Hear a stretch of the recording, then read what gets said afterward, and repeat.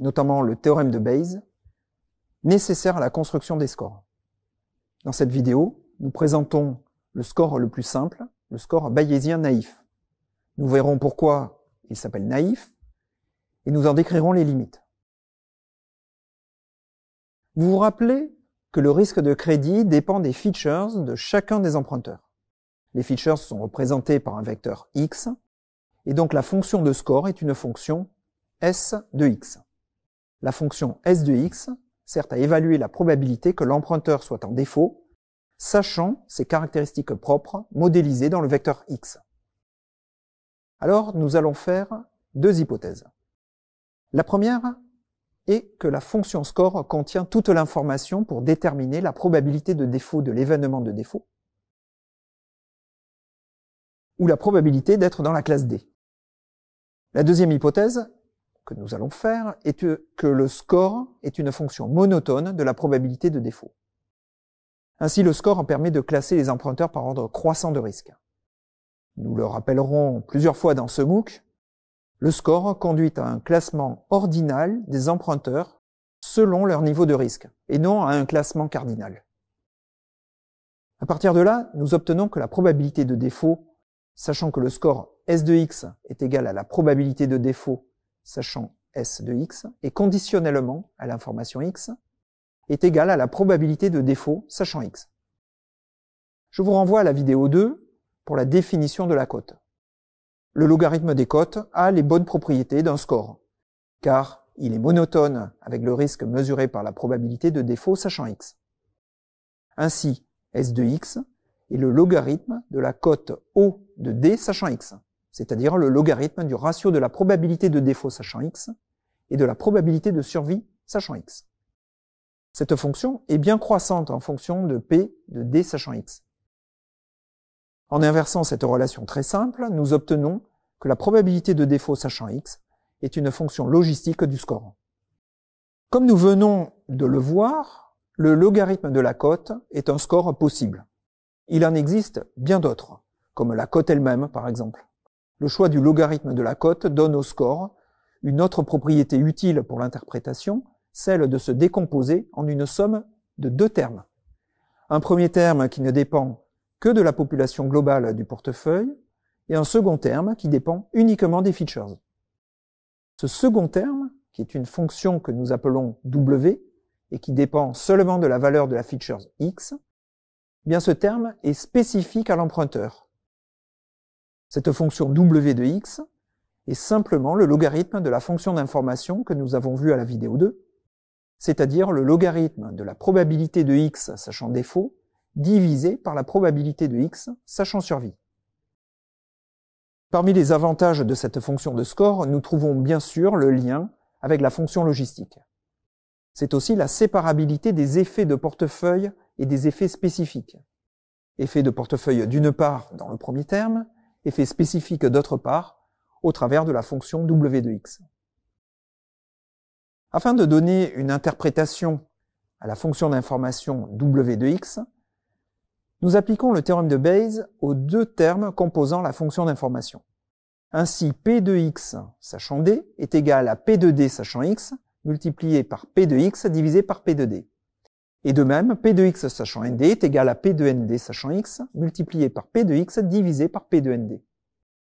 En substituant ces deux expressions dans la formule de la fonction d'information, nous obtenons que W de x est le logarithme d'un ratio dont le numérateur est la cote du défaut sachant x et le dénominateur est la cote du défaut sur tout le portefeuille.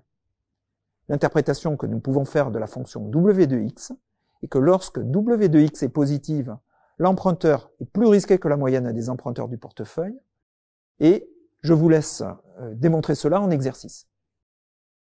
Alors revenons sur l'exemple de la banque de Vinci, et en particulier sur l'exemple du portefeuille immobilier pour lequel eh bien, nous avions des emprunteurs qui possédaient trois types de statuts, soit ils étaient propriétaires, soit locataires, soit investisseurs. Le premier terme de notre fonction de score, la constante S indice pop, est égal au logarithme de la probabilité de défaut divisé par la probabilité de survie. C'est-à-dire le logarithme du ratio entre le nombre de défauts et le nombre d'emprunteurs qui survivent. Dans notre exemple, c'est égal au logarithme de 125 sur 1025, et cela nous donne moins 2,10. La valeur de W de x pour x prenant la valeur propriétaire est égale au logarithme de la probabilité d'être propriétaire sachant défaut, divisé par la probabilité d'être propriétaire sachant survie. Alors, sachant défaut, en regardant dans la colonne des défauts, la probabilité d'être propriétaire est égale à 30 sur 125. La probabilité d'être propriétaire sachant survie se lit dans la colonne survie. Elle vaut 600 sur 1025. On prend le logarithme du ratio de ces deux nombres et on obtient moins 0,89. Ainsi, le score pour un propriétaire, c'est le terme constant moins 2,10 moins 0,89, ce qui nous donne au total moins 2,99. Si à présent nous considérons le même portefeuille mais que nous l'analysons selon un autre axe, celui de la feature Y, qui est l'âge des emprunteurs, eh bien nous avons d'une part les moins de 30 ans, les trentenaires, les 30-40 ans, les quadras, les 40-50 ans et les emprunteurs ayant plus de 50 ans. Le tableau nous donne les statistiques du nombre de défauts et du nombre d'emprunteurs survivants dans chacun de ces quatre groupes. La fonction W2 dépend de l'âge pour les emprunteurs qui ont moins de 30 ans et est donc égale au logarithme de la probabilité d'avoir 30 ans sachant défaut divisé par la probabilité d'avoir 30 ans sachant survie. Donc sachant défaut, c'est-à-dire dans la colonne des défauts, je lis la probabilité d'avoir moins de 30 ans comme étant le ratio 30 sur 125. C'est bien le numérateur ici. Et je lis la probabilité d'avoir moins de 30 ans sachant survie dans la colonne des survivants, c'est-à-dire la probabilité d'avoir le nombre de ceux qui ont moins de 30 ans, qui est égal à 200, divisé par le nombre total 1025. Nous obtenons la probabilité d'avoir moins de 30 ans sachant survie, soit 200 sur 1025. Et cela nous donne le dénominateur. En évaluant le ratio de ces deux probabilités, nous calculons le logarithme et nous obtenons 0,21. Alors le score pour les moins de 30 ans est égal au terme constant, moins 2,10, plus 0,21, c'est-à-dire moins 1,89. Nous avons donc analysé le portefeuille selon deux axes séparément. Selon deux features, X d'une part, c'est le statut des propriétaires, les locataires, investisseurs, et Y d'autre part, c'est l'âge, moins de 30 ans, entre 30 et 40, 40-50, et plus de 50 ans. Si nous voulons développer un score combinant ces deux features ensemble, c'est-à-dire un score qui prend en compte à la fois le statut et l'âge, eh bien nous allons procéder de la même façon que précédemment, mais avec deux variables au lieu d'une. C'est-à-dire que nous calculons la fonction des cotes du défaut, sachant x et y. La cote dans ce cas est égale à la probabilité de défaut, sachant x et y, divisée par la probabilité de survie, sachant x et y. À l'aide du théorème de Bayes, comme précédemment, nous définissons cette cote à l'aide des probabilités d'avoir les features x et y, sachant défaut, et features d'avoir x et y, sachant survie.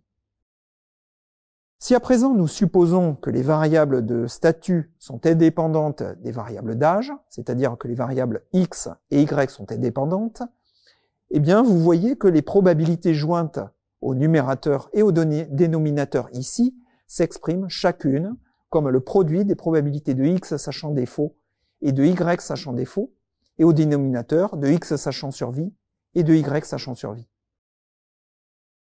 En passant au logarithme, nous obtenons la somme de trois termes, un premier terme lié au portefeuille et indépendant de x et y, un deuxième terme dépendant de x uniquement qui représente le statut, et un troisième terme dépendant de y uniquement qui est l'âge. Nous notons que les deuxième et troisième termes, W1 de x et W2 de y, respectivement. Nous avons déjà calculé ces trois valeurs pour les propriétaires de moins de 30 ans, et voilà ce que cela donne. La composante liée au portefeuille est toujours la même constante, moins de 10, c'est SPOP. La deuxième composante liée au statut résidentiel W1 pour les propriétaires, c'est moins 0,89. Enfin, la troisième composante, W2 pour les moins de 30 ans, c'est 0,21. Ainsi, le score de X et de Y, c'est-à-dire pour les propriétaires de moins de 30 ans, est égal à la somme de trois termes égaux respectivement à moins de 10, moins 0,89 et 0,21. La valeur du score est donc de moins 2,78.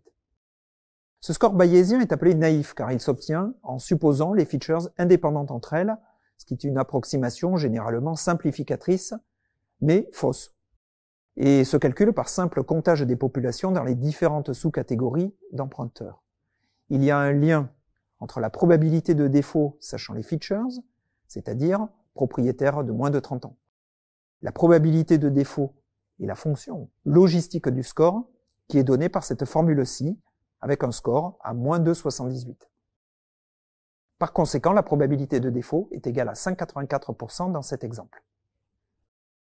Avant de conclure, faisons quelques observations relatives au score et que je vous laisse vérifier à titre d'exercice sur le score bayésien naïf. Tout d'abord, la probabilité de défaut est une fonction croissante du score. Si nous définissons un nouveau score comme étant l'opposé de celui-ci, alors ce nouveau score a encore les bonnes propriétés d'un score. La probabilité de défaut est décroissante en fonction de ce nouveau score, mais elle reste monotone.